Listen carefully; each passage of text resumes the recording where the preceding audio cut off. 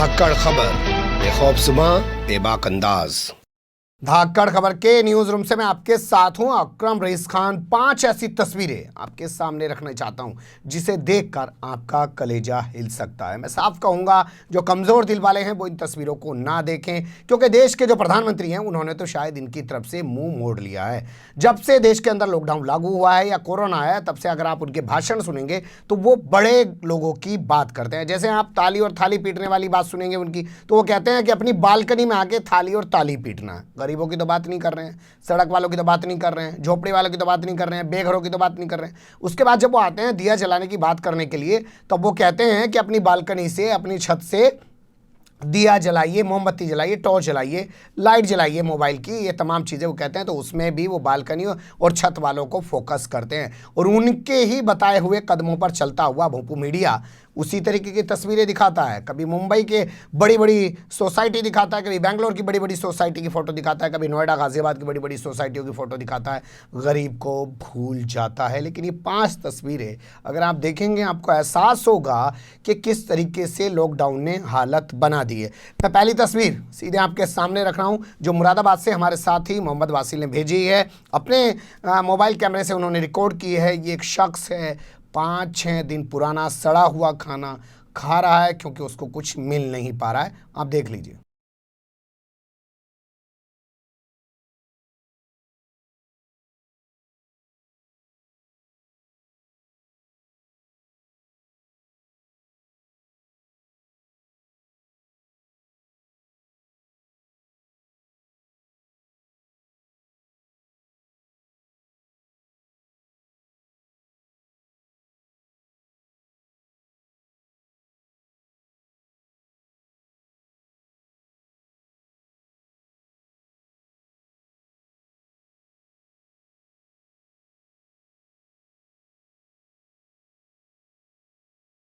अब दूसरी तस्वीर जो आपको और ज़्यादा विचलित कर सकती है, लेकिन शायद साहब को विचलित नहीं कर सकती है। आदत पड़ गई है। गुजरात दंगों में लाखों लोगों का कत्लेआम देखा है, उसके बाद मुजफ्फरनगर में लाखों लोगों का कत्लेआम, सैकड़ों लोगों का कत्लेआम देखा है। इसके अलावा देखें, नोटबंदी के दौरान लोग मर गए, तब माथे पे कोई बल नहीं पड़ा। कहा गया क्या पहले लोग नहीं मरते थे क्या? पहले गैस सिलेंडर की लाइन में खड़े खड़े लोग मरते थे, अगर नोटबंदी के दौरान मर गए तो क्या हुआ? अब तमाम तरह से खबरें आ रही हैं, लोग सुसाइड कर ले रहे हैं, खुद मर जा रहे हैं, परिवार के लोगों को मार दे रहे हैं। एक महिला जिसने भदोई के अंदर अपने 5 बच्चों को गंगा नदी में फेंक दिया, वो बयान दे रही है कि मोदी जी ने लॉकडाउन लागू कर दिया, खाने को कुछ था नहीं तो बच्चों को जो है गंगा में ना फेंकती तो क्या करती। लेकिन भोंपू मीडिया दिखाएगा तो है नहीं उससे जाके बातचीत करते हुए, क्योंकि उससे तो अपनी दलाली चाटुकारी करनी है। दूसरी तस्वीर देखिए, उत्तर प्रदेश के आगरा से है। एक दूध की जो टंकी होती है वो गिर जाती है, दूध बिखर जाता है सड़क पे, वहीं कुत्ते दूध पी रहे हैं और वहीं पे एक भूखा इंसान आके दूध पी रहा है। देखिए इस तस्वीर। आज आगरा के रामबाग चौराहे पर एक दूध वाले की दूध की टंकी गिर गई और सारा दूध सड़क पर बह गया।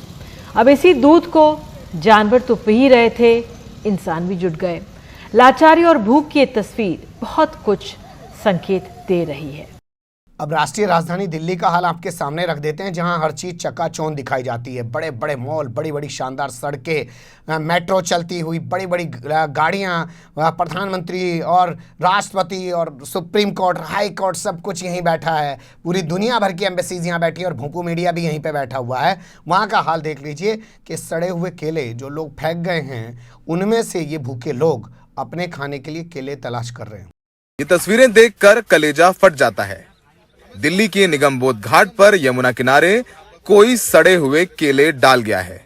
इस ढेर में ये प्रवासी मजदूर ढूंढ रहे हैं कि कोई एक ठीक केला मिल जाए तो पेट की आग बुझ सके। क्या करेंगे? भूखे मर रहे हैं। भाजी अलीगढ़ गाँव में पानी पीते में लठ मार दिया था। देखो, अच्छा, ये चूना लगा रखा, मैं पानी में कूद गया था।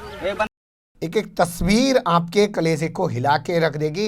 आपको कम से कम ये चीज़ें देखनी चाहिए, वो तो ना देख रहे हैं। एक कहावत यहाँ ये याद आ रही है कि जब अपने घर दुखी होकर एक भक्त पहुँचा और भक्त ने कहा कि तीसरी बार भी नरेंद्र मोदी को ही जीतना चाहिए, तो साथ खड़े लोगों ने कहा कि भाई ऐसा क्यों कह रहे हो? कह रहे अभी तो मेरी अकल ठिकाना है, ये अगली बार बाकी औरों की भी ठिकाने आ जाएगी। चौथी तस्वीर उनके गुजरात से आपके सामने रख रहा हूँ। इस शख्स की गर्भवती महिला यानी कि इसकी पत्नी गर्भवती है, उसको हॉस्पिटल ले जाना है, ना कोई एम्बुलेंस है ना कुछ है। ये वाइब्रेंट गुजरात का हाल है, ठेले पे डाल के ले जा रहा है, देख लीजिए।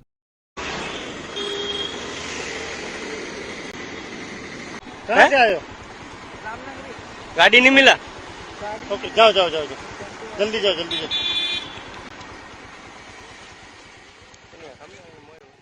अब पांचवी और आखिरी तस्वीर, इस महिला का विलाप सुन नहीं पाएंगे आप। इसने 108 पे कॉल किया, इसका बच्चा बीमार था, अपने बच्चे को हॉस्पिटल ले जाना चाहती थी लेकिन एम्बुलेंस नहीं आई, बच्चे की मौत हो गई। इस माँ से पूछिए ना जी क्या दर्द होता है, लेकिन जिसके बच्चे होंगे शायद उनको एहसास हो सकता है। सुन लीजिए।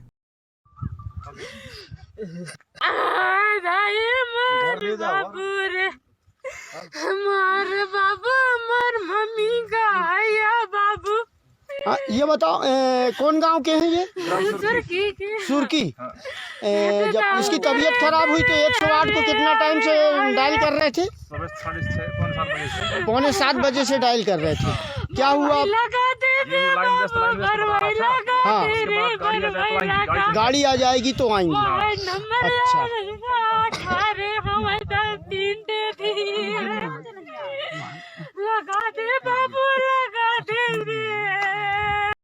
ये वो तस्वीरें हैं और ऐसी न जानो हज़ारों तस्वीरें हैं जो घूम रही हैं, आपके सामने आ रही हैं, लेकिन अब हर चीज़ एंटरटेनमेंट बना के रख दी गई। जैसे मैं बार बार आपसे कहता हूँ, इस पत्रकारिता ने पता क्या किया? आपको संवेदनहीन बना दिया है, आपको इंसान नहीं रहने दिया है। अब आप खबर देखते हैं टीवी पे कि एक बच्ची का बलात्कार हुआ, इतने लोगों ने बलात्कार किया, क्या आपके माथे पे बल पड़ता है? क्या अब आप देखते हैं कि मर्डर हुआ है और इतने चाकू मारे गए हैं, लेकिन क्या आपको कोई फ़र्क पड़ता है?